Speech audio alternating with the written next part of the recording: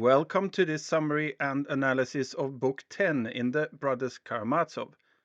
This book is called Boys, and for sure there are a lot of boys dealing with the hardship of growing up. Kolia Krasotskin, the only child of a widow, is a reckless and daring 13-year-old, no stranger to danger and violence, such as why not lie under a train while it rushes over you in full speed. He had previously been wounded by his own friend Ilyusha, who had wielded a penknife in his defense. But even after this, Kolya still holds no grudge against him. There is also a sweet side to Kolya where he loves to take care of the neighboring kids. This way he is insensitive to his mother, but loving and kind to smaller kids. A typical teenager.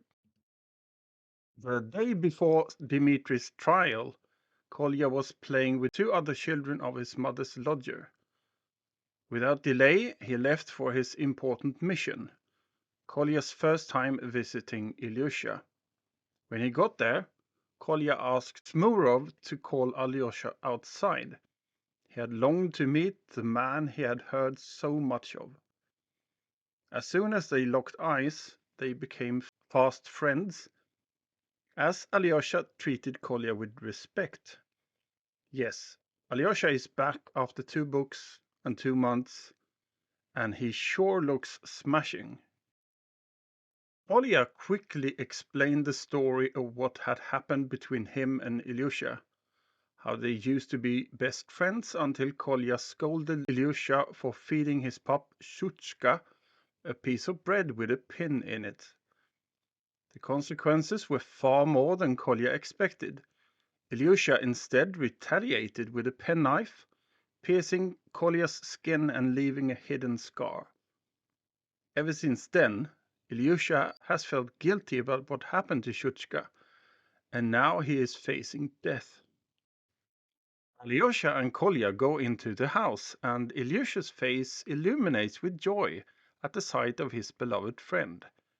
Kolya can barely contain his excitement, and he pulls out a squirming Shuchka and presents it to Ilyusha.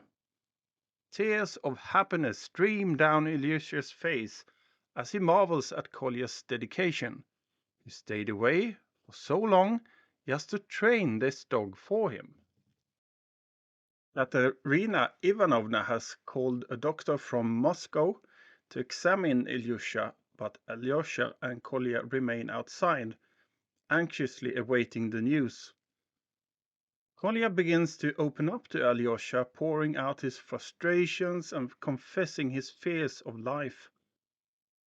Alyosha is deeply touched by the boy's plight, feeling helpless in that moment.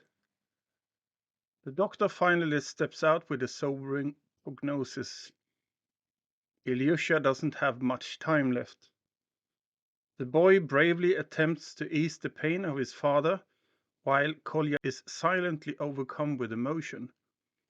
He makes a solemn promise to Alyosha that he will visit the boy again before it's too late. When analyzing Book 10 of the Brothers Karamazov, Boys, I've chosen to look at the parallels between the children's games and the larger games of the adults. Yes, through the children's actions and conversations, we see the same themes and issues that are being explored with the adult characters, such as the question of morality, the role of authority, and the search for meaning and purpose. So we shouldn't view Book 10 as a digression from the main story. Rather, it's just a reflection of the bigger themes, but here seen through the eyes of boys instead of the adults. Kolya is at the center in this book, and his mischievous and rebellious behavior can be seen as a manifestation of creative play and a desire for freedom. It is a way of testing boundaries and challenging authority figures, but also comes with a price, since children and adults can get very annoyed with him. One of the most striking parallels between the children's games and the larger games that the adults play is the idea of modeling behavior. In the children's games, we see Kolia and his friends looking for models to follow, trying to emulate the behavior of their favorite authors and thinkers. One example is Rakitin. This mirrors the way that the adult characters are constantly searching for role models and guidance, whether it be in the form of a spiritual father, a moral authority, or a personal hero.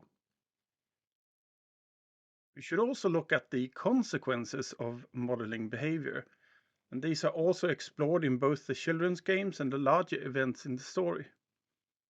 Kolia's repeated assertion that everything is permitted echoes Ivan's nihilistic philosophy, and we see the negative impact that this way of thinking has on Kolia's relationships and actions. Kolia also has an unnerving resemblance to the Grand Inquisitor wanting to judge others. Similarly, the adult character's adherence to certain beliefs and ideologies lead to conflict and suffering, particularly in the case of Ivan's rejection of God and morality. Another parallel between the children's games and the larger events of the story is the idea of competition and conflict. The children's games are often competitive and confrontational, with Kolya and his friends vying for power and influence. This mirrors the power struggles and conflicts that are happening among the adult characters, particularly the tension between the Karamazov brothers and Mitya's battle for control over their father's inheritance. Finally, the children's games and the larger events of the story are connected by the idea of learning and growth. Just as the children are learning the rules of morality and social behavior through the games, adult characters are grappling with their own moral and spiritual development. Through their struggles and conflicts, they are learning important lessons about themselves and the world around them, and coming to a deeper understanding of what it means to be human. Overall, the parallels between the children's games and the larger events of the story serve to highlight interconnectedness of all human experience. Whether we are children at play or adults engaged in serious struggles, we are all part of the same larger story, searching for meaning and purpose in a complex and often confusing world. We should remember what Sosima said: all is like an ocean, all is flowing and bending. A touch in one place sets up movement at the other end of the earth.